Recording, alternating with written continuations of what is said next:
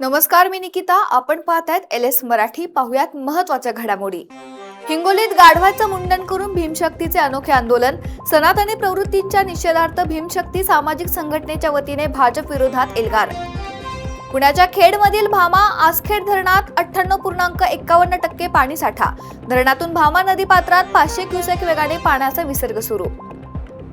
पुणे जिल्ह्याच्या खेड तालुक्यातील चाकण शहरात 12,000 रुपयांचा 436 ग्रॅम गांजा जप्त. चाकण उत्तर पोलिसांकडून आरोपीला अटक.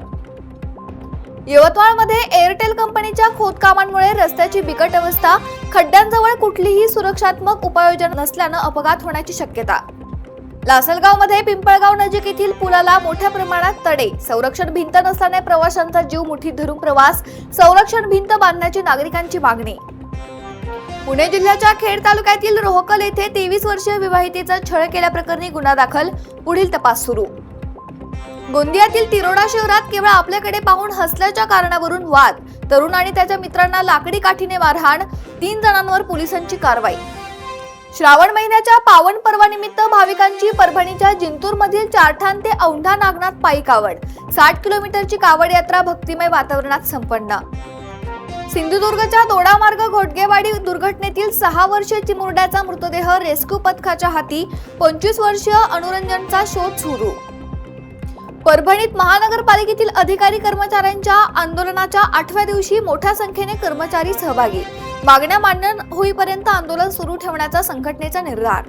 पुण्याच्या PMPLच्या ताफ्यात 83 ई बस दाखल. आणखी 32 बस सेवेत येणार. प्रवाशांना मोठा दिलासा. धाराशिवमध्ये मूल देतो म्हणून एका व्यक्तीची तब्बल 48 लाखांची फसवणूक. महिलांसह 8 जणांविरुद्ध गुन्हा दाखल. राज्य सरकारी आणि इतर पात्र सरकारी कर्मचाऱ्यांच्या महागाई भत्त्यात 2% वाढ. महागाई भत्ता 60%वर. जानेवारी 2026 पासून वाढ लागू. मीरा भाईंदर ते वसई विरार मेट्रोने जोडणार. 25 किलोमीटरच्या मेट्रो 13वर 16 स्थानकं. 17,725 कोटींचा खर्च. ठेकेदाराची देयके 6 महिन्यात अदा होणार. सार्वजनिक बांधकाम विभागात प्रणाली. राज्य मंत्रिमंडळाचा निर्णय.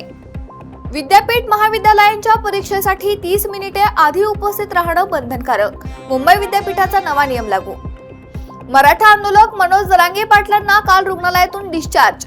आज पुन्हा एकदा जरांगे पाटलांची तब्येत बिघडली. अशक्तपणा आणि ताप आल्याने अंतरवाली सराटे येथे त्यांच्यावर सलाईनद्वारे उपचार सुरू.